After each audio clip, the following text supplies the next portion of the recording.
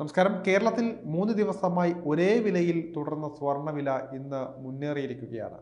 നേരിയ മുന്നേറ്റമാണ് സ്വർണ്ണവിലയിൽ രേഖപ്പെടുത്തിയിട്ടുള്ളത്. ഇതോടെ ഈ മാസം 1-ന് രേഖപ്പെടുത്തിയ അതേ വിലയിലേക്ക് സ്വർണം തിരിച്ചെത്തുകയായിരുന്നു. വരും ദിവസങ്ങളിൽ സ്വർണ്ണവില കയറുമെന്ന സൂചനയാണ് ഇതിലൂടെ ലഭിക്കുന്നത്. എന്നാൽ രൂപ കരുത്തു കുറയുന്നതാണ് തിരിച്ചടിയായി മാറുന്നത്. ഡോളർ മൂല്യത്തിൽ വലിയ മാറ്റം പ്രകടമല്ല. രൂപ തകർന്നിടിയുകയാണ്. ആഗോള വിപണിയിൽ സ്വർണ്ണവില നേരിയ മുന്നേറ്റം കാണിക്കുന്നുണ്ട്. ക്രൂഡ് ഓയിൽ വിലയും നേരിയ തോതിൽ മുന്നേറുകയാണ്. ക്രിപ്റ്റോ കറൻസിയായ ബിറ്റ്കോയിൻ വലിയ മുന്നേറ്റം നടത്തുന്നു എന്നതും എടുത്തു പറയേണ്ട കാര്യമാണ്. ഇനി ഏറ്റവും പുതിയ സ്വർണ്ണവില സംബന്ധിച്ച വിവരങ്ങൾ നമുക്ക് ഈ ഒരു വീഡിയോയിലൂടെ പങ്കുവയ്ക്കാൻ പോവുകയാണ്. കേരളത്തിൽ 1 പവൻ സ്വർണത്തിന് 57,200 രൂപയാണ് ഇന്നത്തെ വില. 80 രൂപയാണ് 22 കാരറ്റ് സ്വർണം പവന് കൂടിയിരിക്കുന്നത്. ഗ്രാമിന് 10 രൂപയുടെ മാത്രം വർധനമാണ് ഉള്ളത്.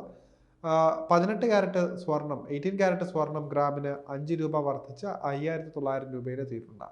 വെള്ളിയുടെ വിലയിൽ ഇന്നും മാറ്റമില്ല. ഗ്രാമിന് 97 രൂപ എന്ന നിരക്കിൽ തുടരുകയാണ്. ആഗോള വിപണിയിൽ ഔൺസ് സ്വർണത്തിന് $2,654 എങ്കിലും ഈ മാസം രേഖപ്പെടുത്തിയ ഏറ്റവും ഉയർന്ന വിലയുമായി താരതമ്യം ചെയ്യുമ്പോൾ ഇന്ന് 1000 രൂപയുടെ കുറവാണ് ഉള്ളത്. ഈ മാസം 11-ന് രേഖപ്പെടുത്തിയ 58,280 രൂപയാണ് ഡിസംബറിലെ ഉയർന്ന പവൻ വില.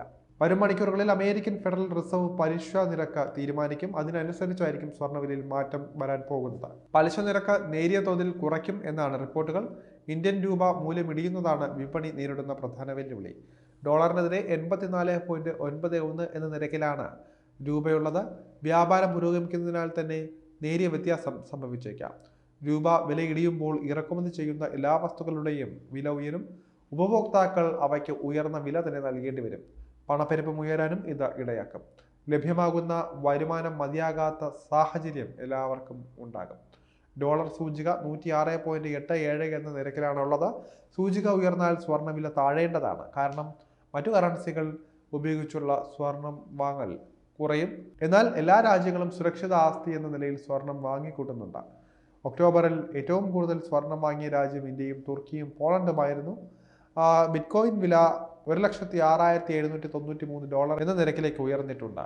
ക്രൂഡ് ഓയിൽ വില ബ്രന്റ് ഇനം ബാരലിന് $74 അടുത്തിട്ടുണ്ട്. ക്രൂഡ് വില ഉയരുന്നതും ഇന്ത്യക്ക് തിരിച്ചടിയാണ്. കാരണം ആവശ്യമുള്ള എണ്ണയുടെ 85% ഇറക്കുമതി ചെയ്യുന്ന രാജ്യമാണ് ഇന്ത്യ. ക്രൂഡ് വില കൂടിയാൽ ഉയർന്ന വില നൽകി ഇറക്കുമതി ചെയ്യണം.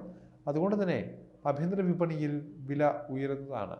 യാത്ര, ചരക്ക് കടത്ത് എന്നിവയ്ക്കെല്ലാം ചിലവുകളും ആത്യന്തികമായി ഇരയാക്കപ്പെടുന്നത് ഉപഭോക്താവ് തന്നെയായിരിക്കും.